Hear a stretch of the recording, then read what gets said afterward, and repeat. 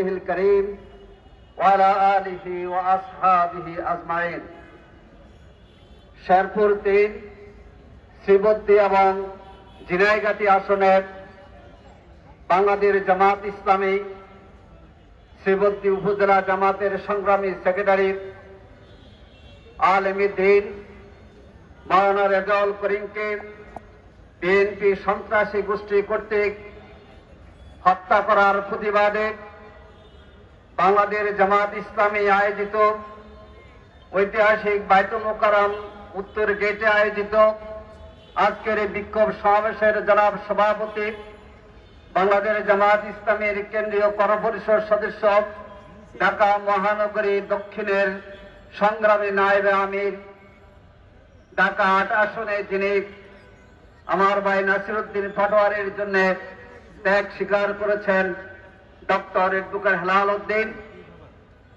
আজকে বিক্ষোভ সমাবেশের বিশেষ অতিথি বাংলাদেশ জামাত ইসলামীর সহকারী সেক্রেটারি জেনারেল ঐক্যবদ্ধ বাংলাদেশ গঠনের বরিশাল 5 আসনে যিনি ত্যাগ স্বীকার করেছেন সেই ত্যাগী নেতা এডভোকেট মোয়াজ্জেম হোসেন হেলাল উপস্থিত ঐক্যবদ্ধ বাংলাদেশ এবং 11 দলীয় নির্বাচনী ঐক্যের ঢাকা আসনের প্রার্থী জাতীয় নাগরিক পার্টির মুখ্য সমন্বয়ক জননেতা নাসিরউদ্দিন পাটোয়ারি সহ 11 দলীয় নির্বাচনী ঐক্যের নেতৃবৃন্দ, সংগ্রামী দেশবাসী, আসসালামু আলাইকুম রহমতুল্লাহ।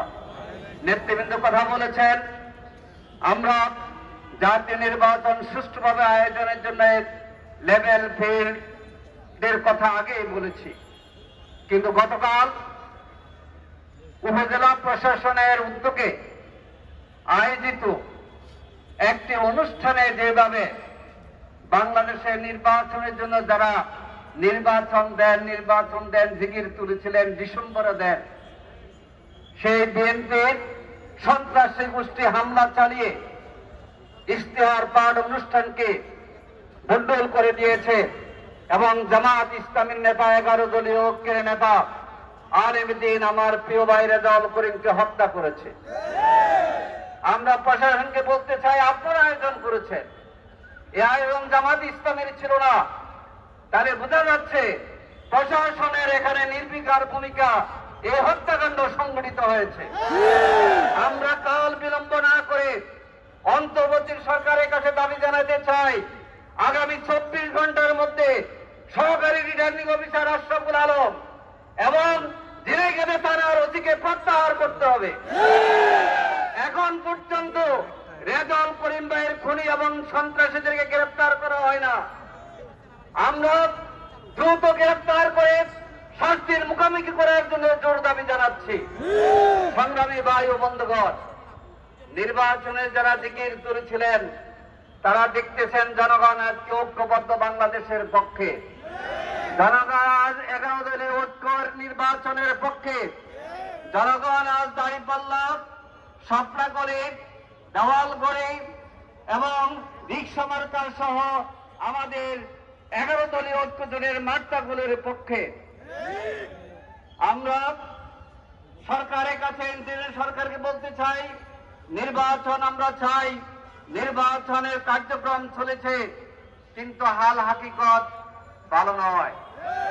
কারণ 11 তারিখ নির্বাচন কমিশন শিডিউল ঘোষণা করেছিল, 12 তারিখ বাংলাদেশের জুলাই যোদ্ধা শরীফ ওসমান হাদিকে হত্যা করা হয়েছিল।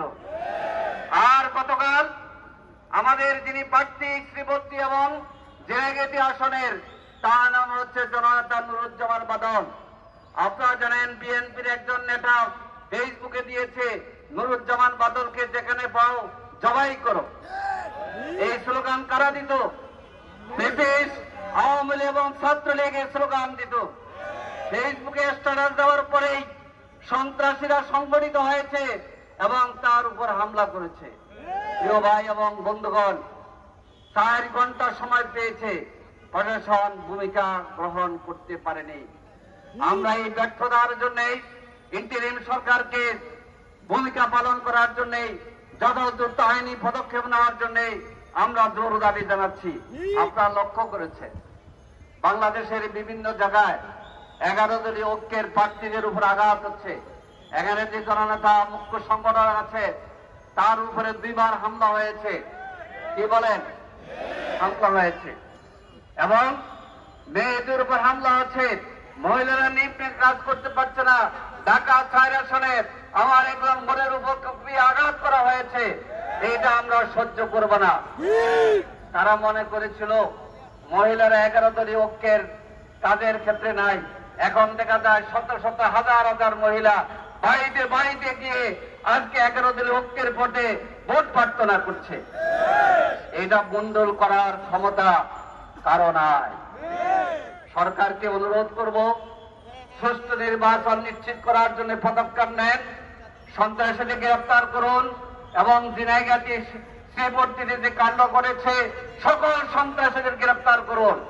মামলা নিতে ঘরে বসে করছেন কেন? মামলা নিয়ে সন্ত্রাসীরা প্রকাশ্য দিবালোকে মানুষ মেরে তাদেরকে সুযোগ আপনারা দিচ্ছেন। এটা চলবে না, আমরা চলতে দেব না। আসুন একটি অর্থবহ নির্বাচন করার জন্য আমরা বিচার চাই, কিন্তু আমরা প্রতিশোধ নেব 12ই ফেব্রুয়ারি। 12ই ফেব্রুয়ারি জনগণের রায়ের মধ্যে দিয়ে এই হত্যাকাণ্ডের বিরুদ্ধে জনগণ প্রতিশোধ নেবে। আপনারা জানেন এই বিএনপি এখন আমাদের প্রতিপক্ষ, একটা দল, আমরা 11 দল। শক্তি কার বেশি? 11 দলের বেশি। আমরা শক্তি হিম্মত দেখাবো, কিন্তু 12 তারিখে নির্বাচন সুষ্ঠু করার ক্ষেত্রে সাহস হিম্মতের সাথে আমরা এগিয়ে যাব। ভাই এবং বন্ধুগণ, আসুন ঐক্যবদ্ধ বাংলাদেশ গঠনে 11 দলীয় ঐক্যের ভূমিকায় আমরা সবাই সংঘবদ্ধ থেকে এগিয়ে যাব। আল্লাহ হাফেজ। বাংলাদেশ জিন্দাবাদ।